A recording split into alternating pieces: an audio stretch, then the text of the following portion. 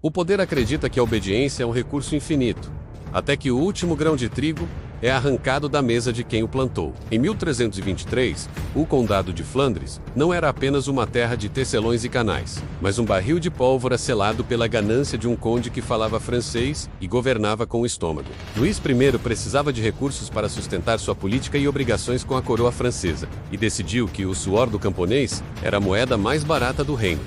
O imposto não era apenas uma taxa, era uma sentença de fome proferida em salões de mármore contra homens que só conheciam a lama. Nicolas Zanekin, um homem que deveria estar cuidando de seu gado, olhou para as mãos calejadas e percebeu que o cabo do arado tinha o mesmo peso que o cabo de uma lança. Ele não convocou um exército. Ele despertou uma consciência que a nobreza acreditava ter enterrado sob séculos de servidão. A revolta começou como um sussurro nas tavernas de Ferns e explodiu como um incêndio florestal, que não respeita linhagens ou brasões. Em poucos meses, a ordem natural do mundo foi invertida.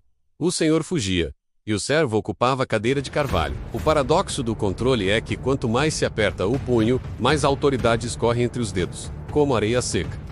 Zanekin e seus homens não queriam apenas menos impostos. Eles queriam a prova de que o poder de um conde não é um direito divino, mas um contrato que ele mesmo rasgou. Durante 5 anos, o mapa de Flandres foi redesenhado pelo sangue daqueles que a história raramente nomeia. Algumas cidades oscilaram entre apoiar os rebeldes e preservar seus próprios interesses. Não por medo, mas por um reconhecimento brutal de que o futuro estava com os pés descalços. A vida nas estradas mudou.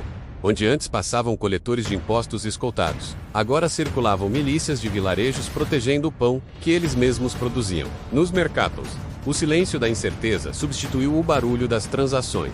Ninguém sabia se a moeda de amanhã seria ouro real ou ferro camponês. As vilas que antes enviavam seus filhos para morrer em guerras distantes, agora os armavam para guardar as próprias cercas contra a retaliação que todos sabiam que viria. O medo mudou de lado.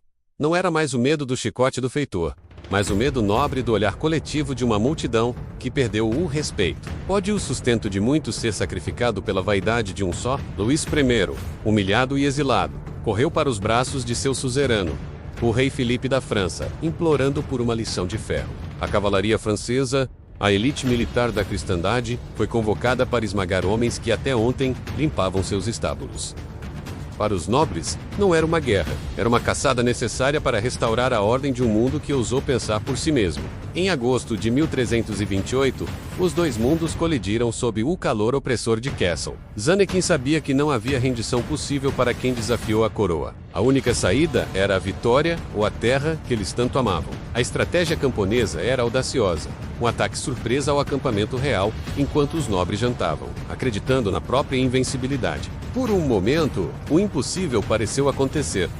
O rei da França quase foi capturado por homens que cheiravam a esterco e liberdade, mas a disciplina da cavalaria profissional é uma máquina fria, que não se abala com o susto inicial. O contra-ataque foi uma carnificina metódica. A carne e o osso dos rebeldes não eram páreo para o aço temperado, e a carga de choque. Milhares de flamengos caíram onde estavam, formando pilhas de corpos que serviam de aviso silencioso para qualquer um que pensasse em desobediência. Nicolas Zanekin morreu lutando, tornando-se o símbolo de uma revolta que não buscava o trono, mas apenas o direito de existir sem ser devorada por ele. A vitória francesa restaurou o conde, mas destruiu Flandres por uma geração. Cidades inteiras foram multadas, privilégios foram revogados e o terror institucional substituiu a antiga cooperação. O paradoxo final: para garantir seu imposto, o conde exterminou os contribuintes. Para salvar seu poder, ele governou um cemitério.